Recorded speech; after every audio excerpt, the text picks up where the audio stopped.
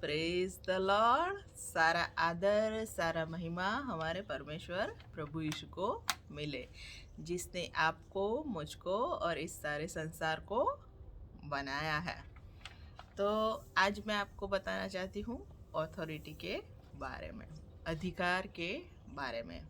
मनुष्य का अधिकार क्या है, परमेश्वर ने मनुष्य को क्या अधिकार दिया है। तो जब पतरस के घर में यीशु प्रचार कर रहे थे तो बहुत सारी भीड़ इकट्ठा हुई थी, और तभी अंदर घर में जाने के लिए जगह नहीं थी यीशु मसीह तक। तो तभी चार मित्रों ने अपने एक मित्र को, जो लकवे का मारा हुआ था, उसे खाट में लेके आए, और वो अंदर जाने का कर रहे थे लेकिन नहीं जा पाए। लेकिन उन्होंने छत को तोड़ा और वहाँ से उसको उतारा, और यीशु मसीह ने उस लकवे के मारे हुए को कहा कि तेरे पाप क्षमा हुए हैं। क्या कहा? तेरे पाप क्षमा हुए हैं। तो फरोशियों ने कहा कि ये तो क्या है? दुर्भाषण है। ये क्या है? दुर्भाषण है कि परमेश्वर के अलावा पाप कौन माफ कर सकता है? केवल परमेश्वर ही पाप माफ कर सकता है। लेकिन यीशु मसीह ने उनको कहा कि मनुष्य को पाप माफ करने का भी अधिकार दिया है। परमेश्वर ने क्या किया है? मनुष्य को पाप माफ करने का अधिकार दिया है। यह तुम जानो, इसलिए मैंने ये कहा। और जब सब लोगों ने ये सुना तो लोगों ने क्या किया? परमेश्वर की स्तुति की कि उसने मनुष्य को पाप माफ करने का क्या किया है? अधिकार दिया है।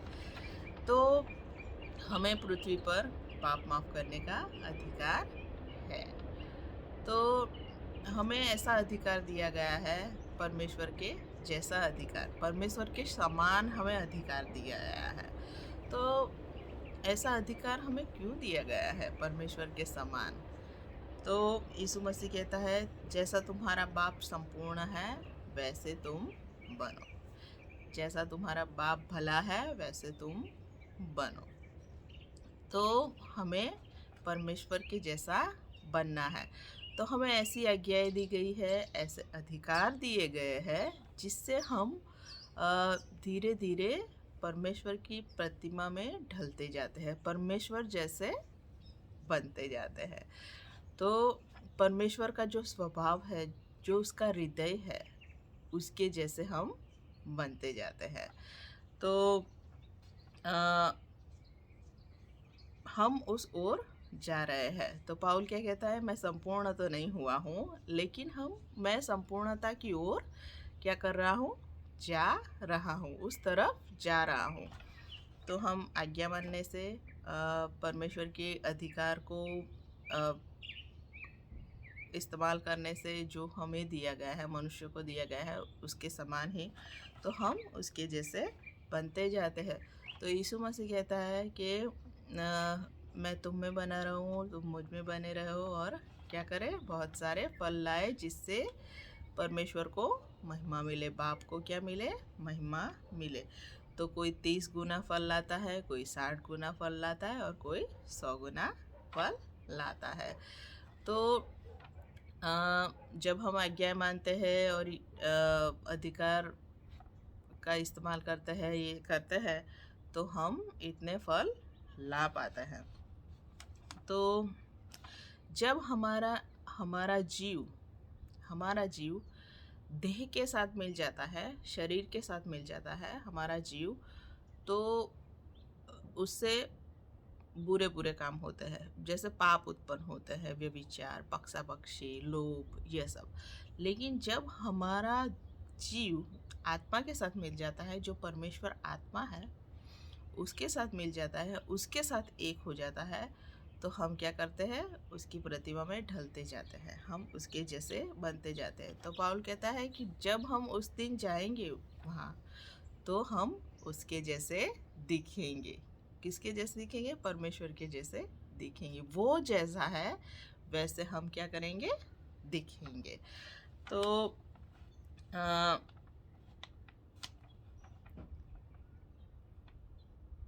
पाउल कहता है कि हम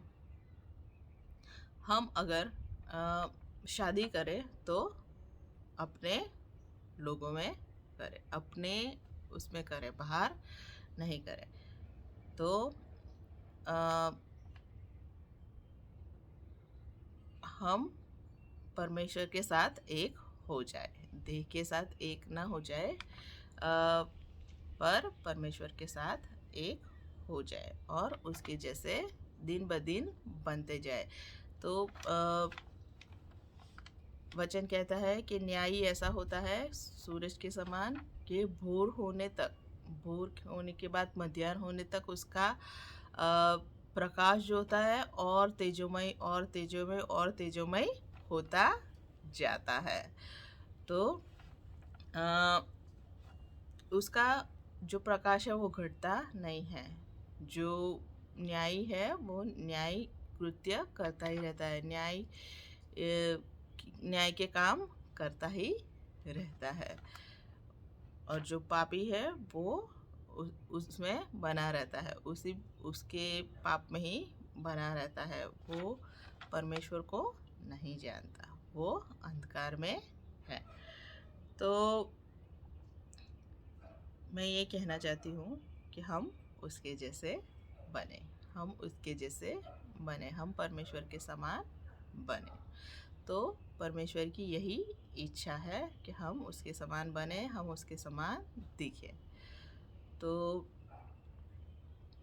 यही बात मैं बताना चाहती थी। आप सबों ने मुझे सुना, इसलिए बहुत बहुत धन्यवाद।